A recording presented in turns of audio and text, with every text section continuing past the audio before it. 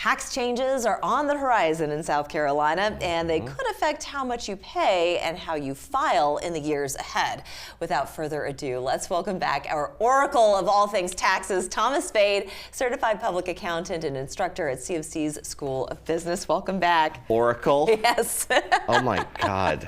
I am flattered and thankful. Yes. We're thankful because you make sense out of the senseless.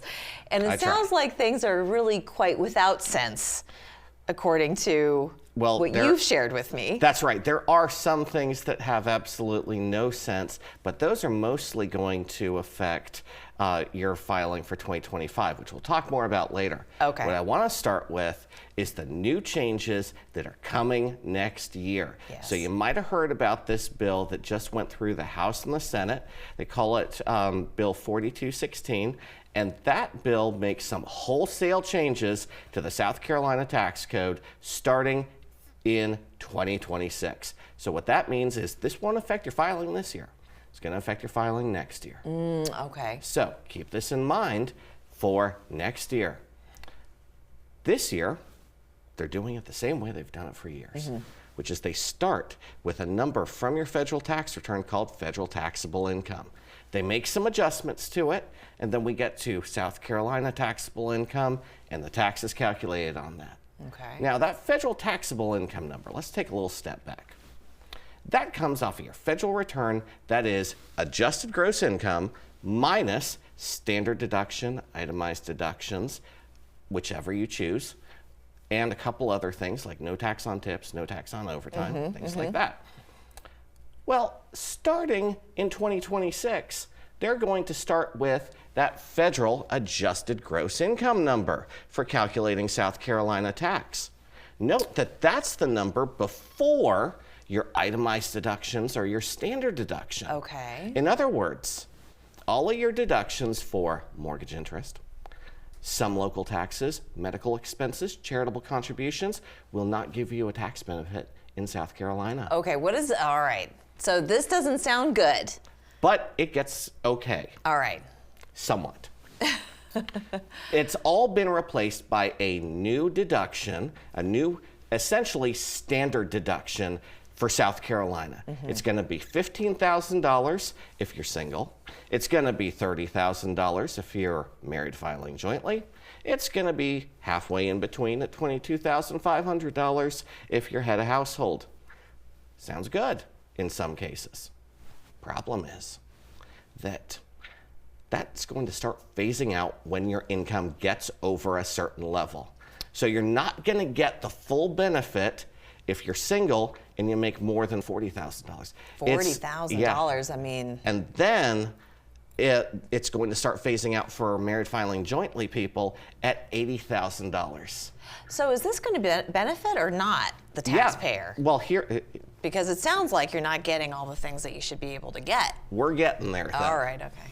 So yeah, we're not getting as much as we used to get. So that means more income is going to be taxed at the federal level, or at the state level. However, it's going to be taxed at lower rates. What they've done... Is this evening the... It's kind of evening things out. Okay, but for someone who makes a lot of deductions on their tax return, maybe not so much? Maybe not so much. However, there are a couple of things to remember. First off, the first $30,000 is going to get taxed at 1.99%. So that's a lot lower than what things currently are. And then anything over that, next year is going to be taxed at 5.21%. So we're going to have deductions of $15,000 to $30,000 that are going to start phasing out when your income is over $40,000 if you're single, if your income's over $80,000 if you're married filing jointly, $60,000 if you are head of household. But the phase outs are pretty big. So everybody should, most people I would say, should get a bit of a deduction at the state level. Maybe not as much at the federal level, but keep in mind, it's all going to be taxed at lower rates. But wait, there's more. So they also put a provision in this bill which is going to statutorily reduce the tax rates if certain income goals are met. And their ultimate goal is to make that 1.99% all the way down to 0.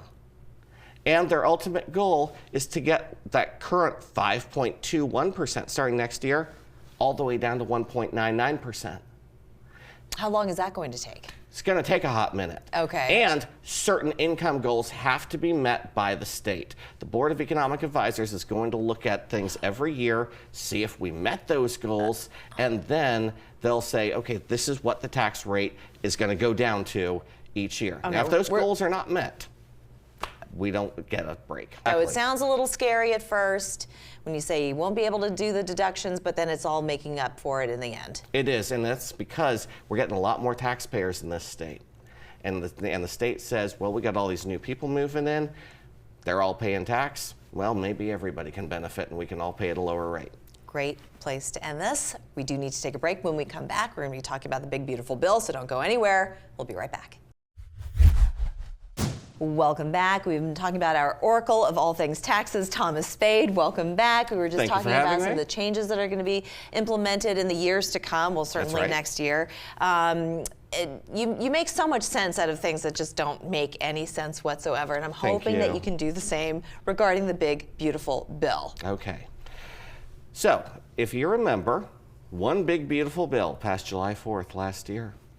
They have the new no tax on tips, no tax on overtime, the deduction for car loan interest if it was built here in the U.S., the senior deduction up to $6,000 per person for anybody over 65. These are all new deductions at the federal level. The problem is, at the state level, they didn't originally recognize those.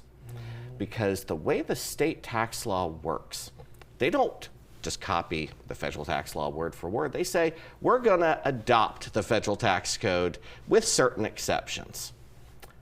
Now, the way it was written until a little while ago, in fact, currently, it still is technically, it pegs it to federal tax law as of December 31st, 2024. That's before one big, beautiful bill. So South Carolina was not originally going to recognize no tax on tips, no tax on overtime. Really? The interest deduction, interesting. the senior deduction. So they weren't originally going to recognize that. So if you took those deductions on the federal return, if you've already filed, you had to add all of those back to your income for tax purposes in South Carolina. Did that make your job really complicated, by the way? Not that complicated. Okay, all right. But someone doing their own taxes, maybe. Oh, it would be very complicated. Yes. Now, if you want complicated, there's more to come. Okay. So they weren't originally going to recognize any of that. But then they made a change. Just a couple of weeks ago, they changed their minds. The House passed a bill to retroactively recognize all of those deductions. Now, it's currently before the Senate. And then hopefully soon after that, it would be enacted into law. But there's a problem. Everybody who has already filed their tax returns, what are they going to have to do? Amend them. Amend them, yes.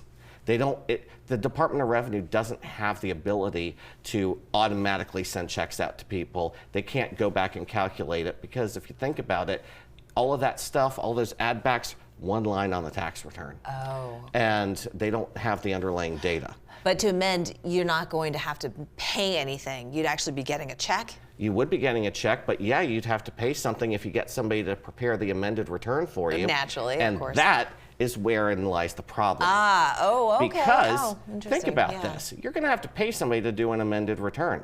Now, are you expecting a windfall as a result of this? Well, probably not.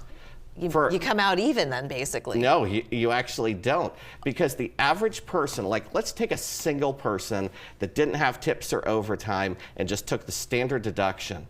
Their savings from this is going to be $45. But let's talk about somebody who got a little bit of overtime, a little bit of tips. They might get about just over $200 back. But still, the cost of filing an amended return might be about that much, if not more.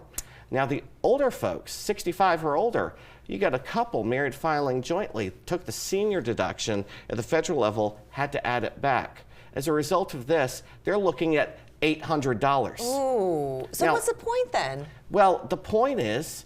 Why even bother? The point is a lot of people haven't filed yet. And the people that haven't filed, they'll be just fine.